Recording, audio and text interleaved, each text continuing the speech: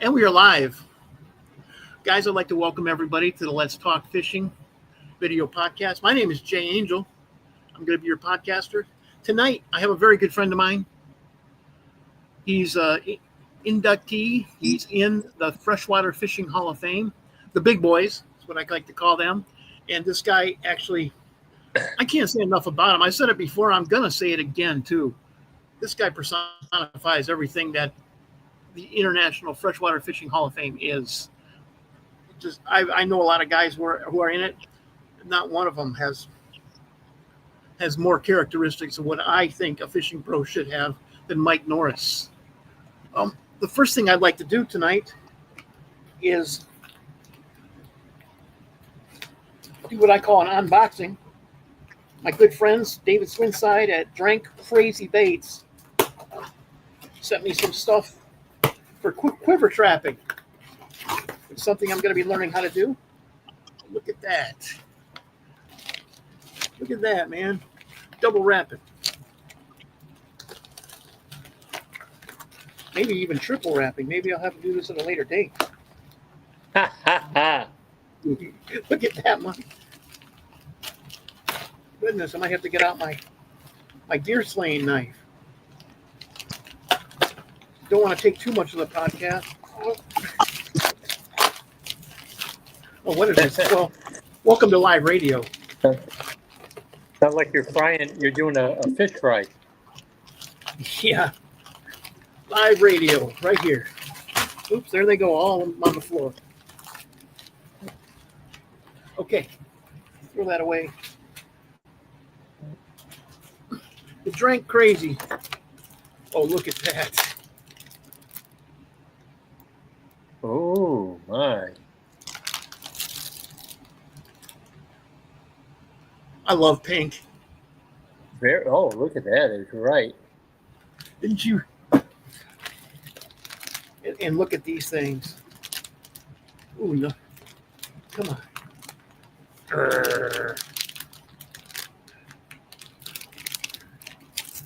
Anyways, guys, I hope you can see this. Oh, there it goes.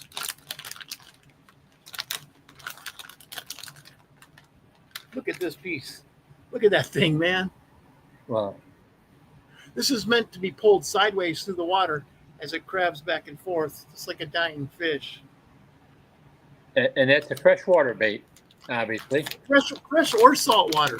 Oh, okay. I'm going to be using it for speckled trout and redfish. Something like this. This is a Grant rod. The XLH70. As you can see, it's my swim bait rod, but also I use it for. Oh, look at that! Yeah. Yeah, you need something. You need something with some authority that you can really set the hook on, and something that can cast a 7-inch piece of plastic. But you have to be able to set the hook with 60 feet of line out, and that's. So, speaking of setting the hook, I have Mike Norris with me today, and you just took a trip, didn't you? Yeah, I did. I've had a whirlwind couple of weeks here, Jay. I started out. Of course, I live in Wisconsin, central Wisconsin. Yes. So I started out heading north up to Shawanigan Bay, which is a bay off Lake Superior in Ashland, Wisconsin. It's quite a large bay, but it does host smallmouth bass, and it's probably Shawanigan Bay. Wow. Yeah, it's probably in the bass top 100 lakes to visit. It was my first visit there, and it was a very interesting trip. The bay is big; it's exposed, so if the wind blows, you are in trouble. But the first day there, we had dead calm water, and we were able to go all the way out to what they call Oak Point, which is about 10 miles out. And we fished that and caught some very large northern pike. And then we headed in and found a area way out in the bay that had scattered rock on the bottom, and fished that, and we were catching 4-pound smallmouth bass. It was exciting. We had never been there before. It was mid-afternoon, and we hooked up. we were using Megabass plastics. I can't think of the name of it right now, but the spark sheds. That's it. Megabass spark sheds in the AU color, and casting them on 3/16-ounce jig heads down to 20 feet of water where the scattered rocks was, and just swimming them, and the smallmouth just ate them up. So turned out to be very fun. We were excited to go back the second day, but Mother Nature took care of that, and we had high winds, and we got 40 minutes out in this mid-hump spot, and all of a sudden we were in 4-footers and had to hightail it back in. So I got out of there, and I headed north to the Canadian border, to a town called Rainier, which is 11 miles east of International Falls, which is the border crossing between the U.S. and Canada. And I fished Rainy Lake, which I do once or twice a year. It's a 238,000 acre lake. This is the home of Jeff Gustafson. Yeah, and matter of fact, Jeff was up there fishing a tournament while we were there. But it is a smallmouth bass mecca, and also a walleye mecca that's often overlooked by fishermen or anglers that are going to Canada, and they want to cross the border crossing and head north from there up to the Kenora area and Sioux Lookout areas. But they bypass this. The Linders always talked about it. You might remember it's the place where you can rent the houseboats. They have big houseboat rentals there. You put your boat in the water, you rent the houseboat, and you take off for a week towing that. Yeah, the Linders talked about it all the time. And but when I got up to Rainy Lake, our fortunes were much better, except for cold weather. One morning we woke up, it was 26 degrees when we hit the water.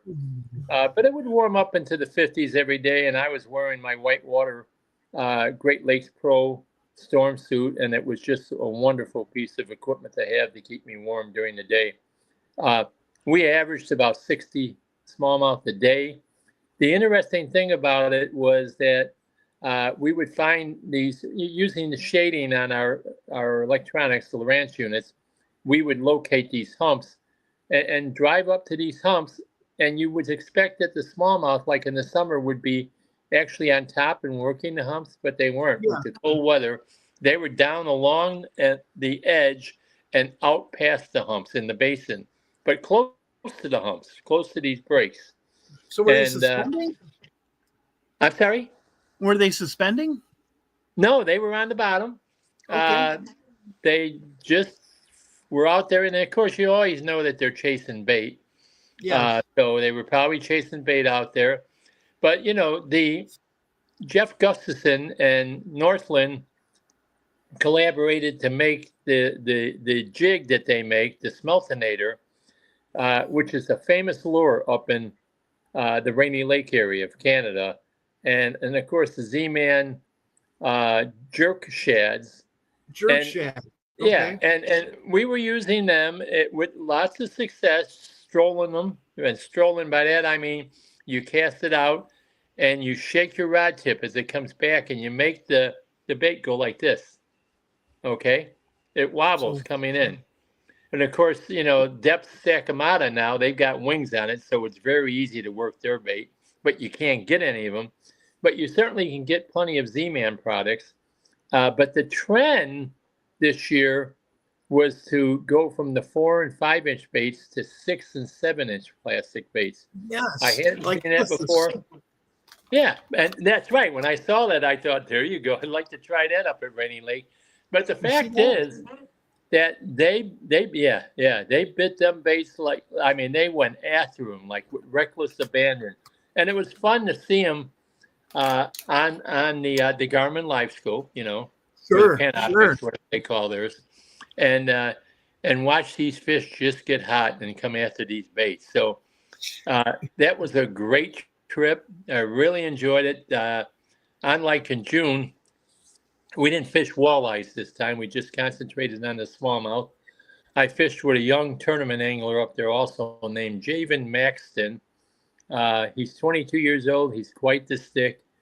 He was out with us one day and put on a performance. My friend Jamie and I, he outdid both of us, but he does live up there full time, so I got to give him some slack that he might know what he's doing better than we would. But Yeah. terrific trip. I really enjoy the fall fishing up there. We had a lot of fish over 4 pounds. They don't get giant up there. Like the biggest fish you might catch is over 5 pounds, but not a lot of them. But you get a lot of fish between 4 and 5 pounds. And anytime you can tangle with 60 smallmouth a day, you're going to have a great day. So Yeah. turned Sore out, arms, man. yeah, turned out to be a lot of fun, and got back home safely, and I'm back guiding on my home lake, which is Green Lake, Wisconsin. Boy, man, a whirlwind, man. 2 great trips in a row. Yeah, it was fun. I always look forward to it every year. And Man, and now I'm back guiding. So we have an interesting situation down here in central Wisconsin. One, it's been an extremely warm fall. I am talking to you on October 16th, I believe. Yep, 16th. And my records will indicate, I've looked at them, that the water temperature on Big Green Lake should be around 58 degrees right now, as it is in prior years. It isn't. It's 65, 66 degrees. So it's significant. 8 to 9 degrees warmer. The other thing is we had an explosion of bait fish here this year. Minnows, which you always get, but Yes. baby bluegills that are about the size of a thumbnail all over the place, and baby perch that are the size of my pinky finger. And as a result of that, a lot of bass aren't in their traditional places. They are offshore feeding on these large schools of perch, bluegills, and minnows.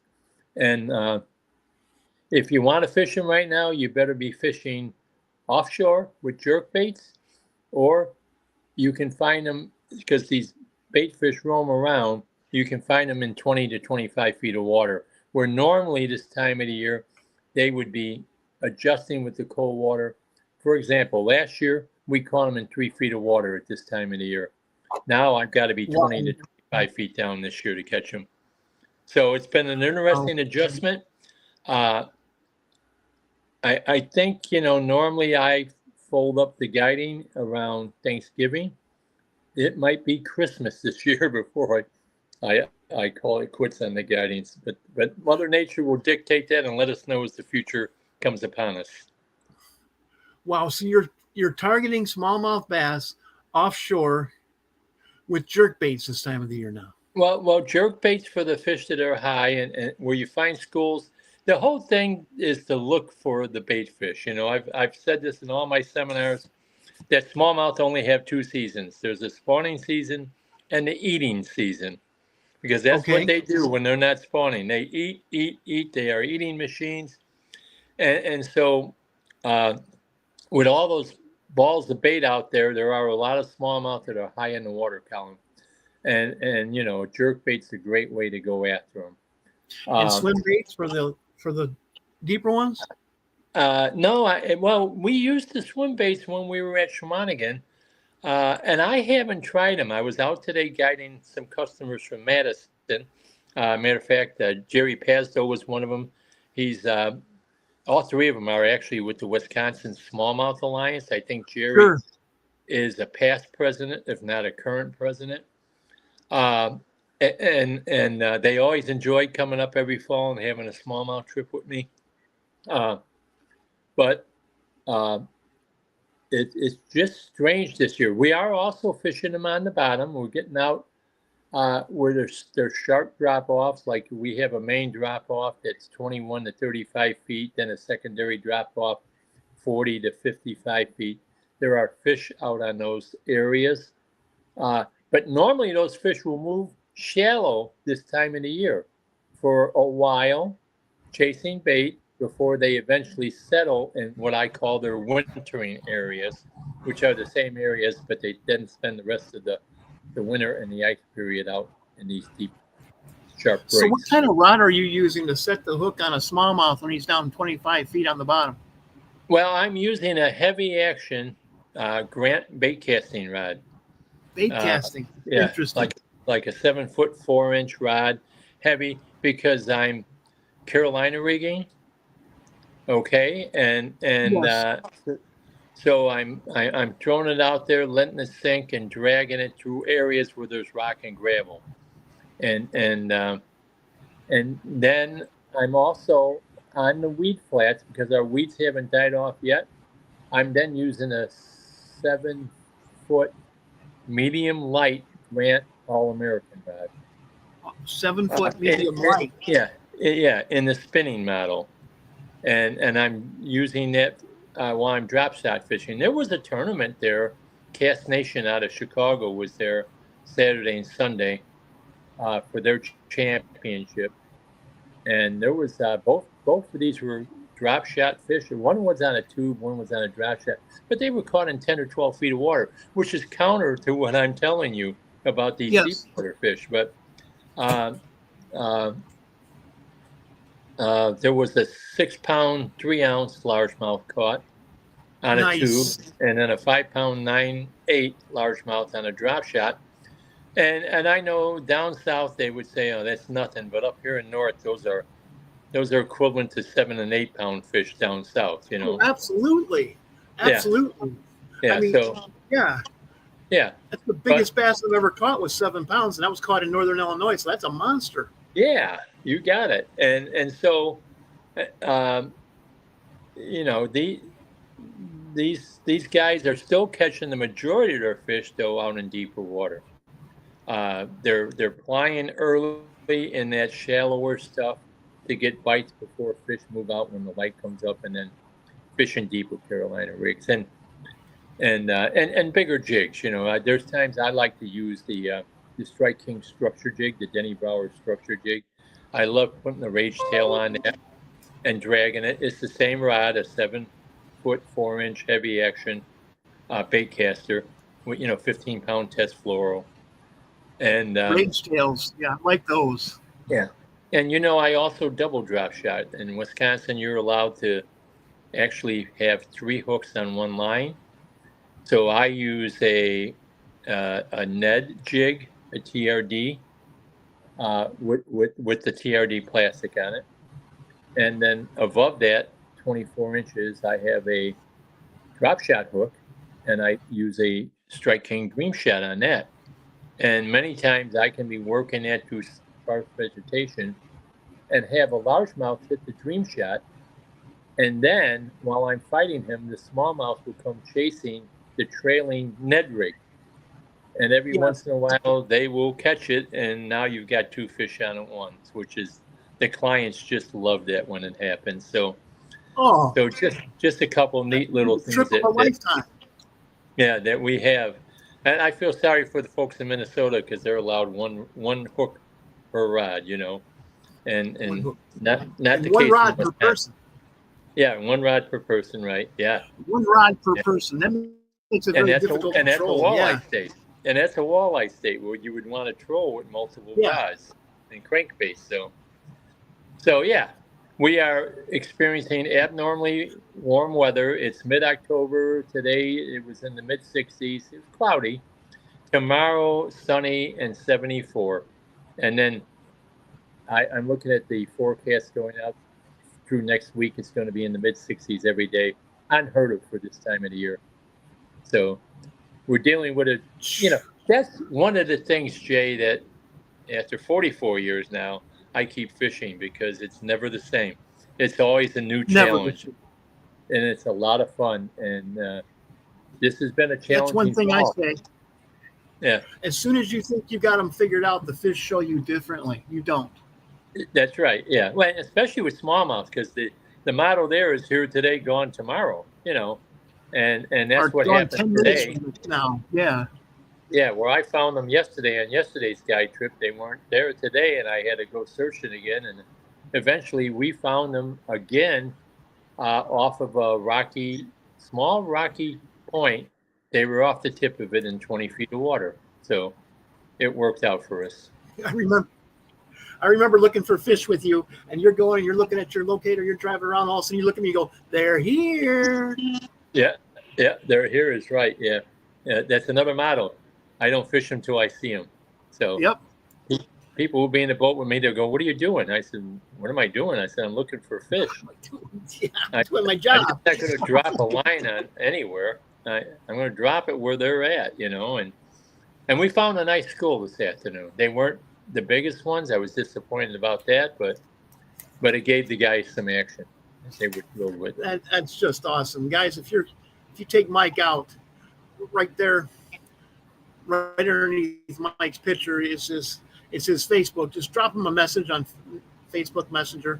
He'll get back to you. He gets back to me every time I message him because he's usually fishing when I want to call him. So I just text him right there, man. He'll get back to you. And if he's driving around, he's sitting there looking at his. You might think he's ignoring you. No, he's focused on looking for fish. And when he says they're here, you're gonna hook up within a couple of casts. I always have. I've never been skunked when I fished with Mike Norris. Mike Norris has never been skunked when he has fished with me. As I say, you're going to get hooked up in the first drop. First drop. Sometimes it doesn't make it to the bottom. You go, I got one on. Yeah. So, you took my buddy Jim Concho out. Jay, you know who I guided yesterday? Who? Mike Hennessy from the Riverside Fishing Club in Berwyn, Illinois. I did a seminar there last month, and his guest and partner was Jim Capcho, the crappie professor. Wow. Yeah. And good friend of mine.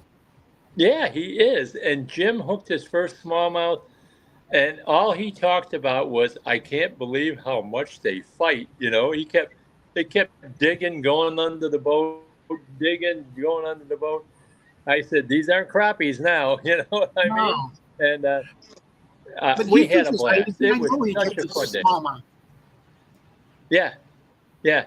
And of course, Jim fishes out of a pontoon boat. He can accommodate 5 anglers. He's got 5 captain chairs in there. They're all on one side, and he sets up the boat on a spot and anchors it off, and they have a blast catching crappies. He's very good at it. So, but I've been in that boat. He took my son and I fishing. Yeah. He was in a different environment yesterday, and we did. He was very appreciative. He said he learned a lot of stuff, and we had a blast. So I have a feeling he texted me this morning and said, I'll be back. So it was good to hear. Yeah. That guy, him and I figured out a lot of what we know together, and also we shared information. Good. He was one of the few guys on Shabana Lake who I really trusted. Yeah. There's guys who you'd be nice with, and there's guys you won't talk to. Then there was Jim Capcho. He was the guy who I told everything to. Yeah, that's right. He's a quality act class guy. So is Mike Hennessy. You probably don't know much about Mike, but as a guy who has fished all over the place and is very knowledgeable. It was a pleasure to have him in the boat. He actually booked a trip the night I did the seminar, and I was so glad they came out. It was just a great day. They actually spent a couple of days there. They went fishing. What an honor. They brought Hennessy's boat up, and they went fishing on their own too. So, yeah, man. It was always cool when I got to guide a couple guys like that, guys who really know how to fish, and I don't have to sit there and tie hooks for them and babysit them and make sure, okay, now we're fishing next to the structure, and you don't want to throw into the trees. You want to throw in fish next to the trees. That was a very, very good point, and it's very relaxing for me, the guide, because I don't have to babysit, if I want to use that term, them, and no, that's not how you do it. You got to do it this way. You just let those guys go. They can catch them. Yeah. I want to be very careful here because we're not using babysitting in a negative fashion here. It's just that, you have to give them extra attention to people who don't really know how to fish. And, a lot of people, they don't have time. They work 80 hours a week, and on their days off, they don't want to have to go looking for fish. They want to fish with Mike Norris and be very certain that they're going to catch fish without having to think about it. Yeah, and if I use the term babysitting, it's the guy who's got a spinning rod in his hand with the spinning reel on the top, and every cast he does is parallel with the boat instead of perpendicular with the boat, and he's crossing 3 lines. How often does it happen? Thank God, not very often. Okay. Not very often. Yeah, you're right. Most of the people who get in the boat with me, they're great. Even, a husband and wife and the wife never fished. They adapt very quickly. They listen, and they have a blast. My greatest thing about being on the water is someone telling me, I just caught my personal best. Thank you. And Yes. then a Yes. half hour later, they go, I just broke my personal best. Thank you again. Yeah, awesome. So, Awesome.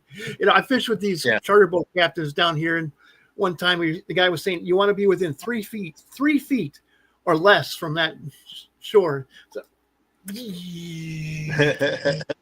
and he's like, thank you, Jay. Thank you. I almost forgot you know how to fish. He said, because I've had people cast over that levee. As And I the say, levee's when I like see 10 feet when I wide, see people make a cast like that, what I say is, "This is going to be a fun day." They know what they're doing. Yeah, yeah, Yeah. Oh yeah. yep, Well, you know, I've been obsessively fishing for my entire life. yes, yes. So yes. But man, I mean, so you're looking forward to some giant smallmouth as the Yeah, water cools. yeah. As we look forward here, I think towards the end of the next week, I think we're going to drop down another 10 degrees or so. Instead of being in the mid 60s, we'll be highs in the mid 50s, which means our lows will start getting down in that 30 area, 30 degrees, and that'll start cooling the water. And I should see them fish start moving shallow. And when smallmouths move shallow in the fall, they again have one thing on their mind, and that is feeding. And they are vicious. You can throw something out there, and they will hit it instantly. And they're grouped up. It's not a fish here and a Oh, fish there, or maybe just a pod of 4 or 5 fish. It's 30 fish, 40 fish, 60 fish, all piled together in one area. And you have these multiple casts where it's lights out, man, one after another, you know. oh, So that's so much that's fun. that's everybody says. And when's the best time of the year to fish? I go late October and the first half of November. Up here, that is. So Yeah, do you have any open dates? I have some. Not this coming week, not this weekend, not this coming week. That would be the week of the 20th. But I have one or two the week of the 27th of October that are open. Yeah. Okay. Because guys, Mike books up very quickly, and I'm sure if you've been listening to this podcast, you know why. I mean, think about that. Pods of big smallmouth bass, not 12 inches, but 16 to Oh yeah. 18 inches, No, and we're with a few talking bigger ones. 18 to 19, 20 inches. Yeah. Wow. And Jamie Trapp came up last year, and I was in 3 feet of water, and he's looking at me. He goes, "What are you doing so shallow? I can see the bottom." Our lakes are very gin clear, and I Sure. said, "Just throw that up there." And Throw it out he had there. he had 18 casts and 18 fish in the boat, just like that, Wow. and not one of them under 3 pounds. Yeah. So, Wow. That's one of those hold my beer and watch me do this. amen. Yeah. Yeah. So. Wow. And I'm sure he's looking forward to making it back. He's the guy that had the place in Rainy Lake that I stayed at, and he closed shop up yesterday. He called me last night, said they had a fantastic couple of days this week, and but he always sort of calls it quits around the 15th of October. Wow. So so yesterday was his last day there, and I got a feeling he wishes he was still there. So right before ice out, you're Carolina rigging with live bait, correct? Right before ice up, yeah, yeah, I'm sorry. I yeah, completely flubbed that one. yeah. Yeah, right before the ice locks, Yeah, you right can. before the ice covers the lake. Mike Yeah, Norris. I switch away from plastics, and when it gets really cold, I start going uh, with live bait, and that can be sucker minnows. It can be perch because smallmouth bass love perch. If you can find perch are in the weeds right now. They're all over the place, but eventually they seem to fade out, and they're very difficult to catch. We're also, by the way, getting giant bluegills. I mean, from our standards, giant bluegills, 9 and 10, 10 and a half, 11-inch bluegills right now. It's been weird there too. Normally where, we can just clobber tons of them. They are spooking very easy this year, but they're big ones, and big ones generally are spooky, excuse me. That's why they get big, they're not foolish. But yeah, that'll continue also.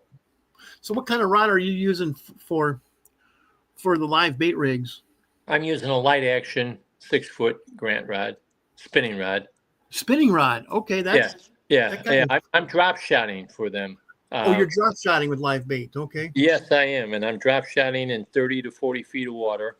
I'm finding pods on deep water cribs, and I'm using a red worm. Okay. Yeah.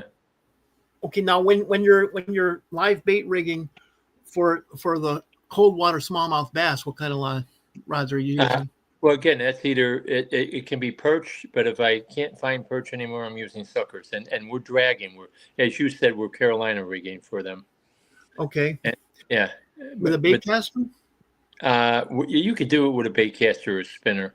I usually do it with spinners because the guys are more adept at throwing them, with a spinning reel. Yeah. Sure. Yeah. When I'm using live croakers down here, I'd like to use kind of a heavier bait caster. Yeah. Yeah, that's interesting. Because usually we don't throw them far. We just throw them a little bit and let the current take it out. Yeah. Okay, sure. It's interesting because I use sort of a medium light action rod, a 7-foot one. It's got a softer tip.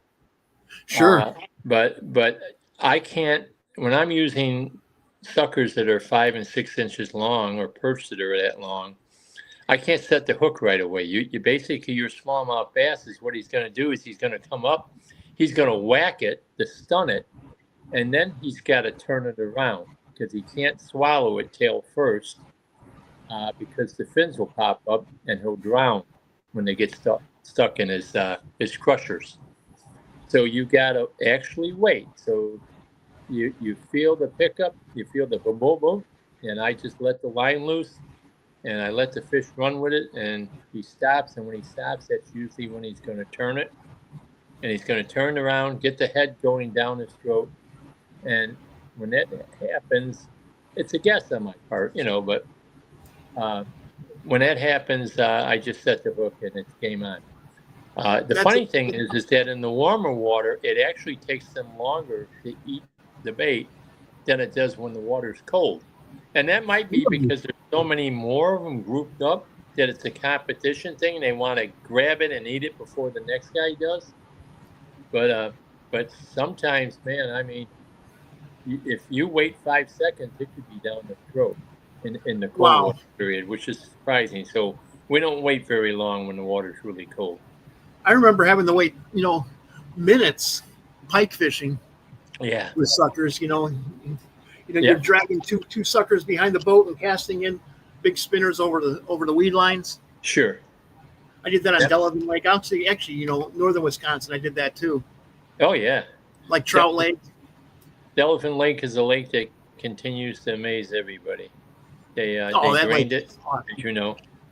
They drained it, and restocked it, and it just is a annual producer of really big fish, bass, pike, walleye. Right after they restocked it, I remember going there and catching 70 or 80 little walleyes. Yeah, it was just fun. I did too. I went there with a guy, and we kept running out of night crawlers. And we went back to the bait shop, and he didn't have any left, so we were scraping. There was a tank there, and we were scraping the bottom of the tank for whatever particles and night crawlers were left, so we could go back out and catch some more. Yeah, it was fun. Some more little walleyes. That was so much fun. Yeah. We're running out of time here, Mike. Do you have any shout outs you'd like to do? Well, obviously, Grant Rods is my rod sponsor, and Fluger reels. I do use Fluger reels a lot. I run Ranger boats, Mercury outboards, boat dock in Lomira, Wisconsin is my boat, the place where I get my boats through. And God, I mean, Strike King, Whitewater, their clothing is, you got to go online and check their stuff out. It's really good. And there's some other ones I'm forgetting about right now, but yeah. Well, guys, remember Grant Rods. Check them out. GRANDT rods.com. Grant That's Rods. right. Made in the USA, by the way. So Made right no there in tariffs. Arlington Heights, No Illinois. tariffs. No tariffs on Grant Rods. Okay. Arlington Heights, Illinois. Made, and if you call Grant Rods, you can talk right to Jim Grant. That's right. Yeah, you can. That's a good point. Yeah. Also, if you got a problem with one, they're guaranteed. Yeah, sports shows coming up. I'm sorry, I didn't catch that, Mike. Yeah, I said sports shows coming up this year. The Tinley Park show, you might remember that from years ago when it was at the high school. I spoke there, yeah. Clyde Sainer has resurrected that. They hold it at the Tinley Park Convention Center now. And it went from a 1-hall show to a 2-hall show to a 3-hall show. Nice. This year they are booking 4 halls there. Mike Melandic and I are the headline speakers for that show, plus other people. I'll also be at Madison, at the Madison Fishing Expo, and at the Milwaukee Sentinel Outdoor Show. Ooh, yeah, nice. Wisconsin, at the fairgrounds. So I bet you Jim Grant will be there too. He will be in Milwaukee. Yes, he will. Yes. Yeah. Yes. Yeah. So go on there, man. Guys. Go on there. Go to the Grant Rods at the Milwaukee Sentinel Show. Put a Grant rod in your hand. Talk to Jim Grant himself or talk to one of his great pro staffers. They will put the right rod in your hand for the fishing that you do. Tell them what you like to fish for. Tell them how you like to fish for it. They'll put the rod in your hand. And, they like to say, feel the difference. You'll feel the difference immediately. That's right. And tell them Mike Norris told you that. And he'll go, but he's right across the aisle here in that booth. So yeah, he's right over there. You find the Grant booth, you'll find me. Yeah. That's awesome, man. That's so awesome. Well, Mike, I can't thank you enough. And once again, I'm going to say congratulations at least 30 more times. Congratulations on being inducted into the International Freshwater Fishing Hall of Fame. You deserved it.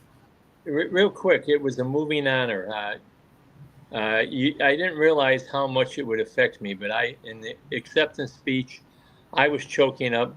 Daryl Christensen got inducted. He was choking up. Jason Securit got inducted. Yes. Just announced.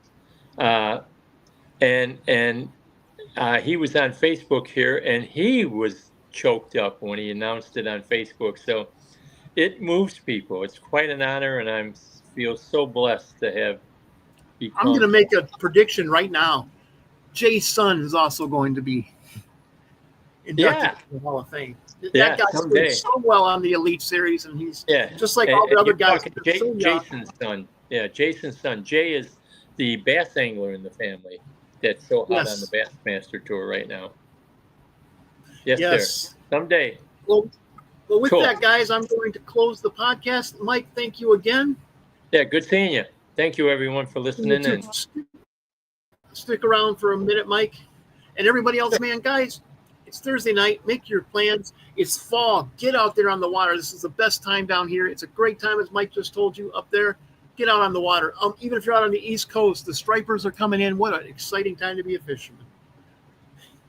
Have a great weekend, guys.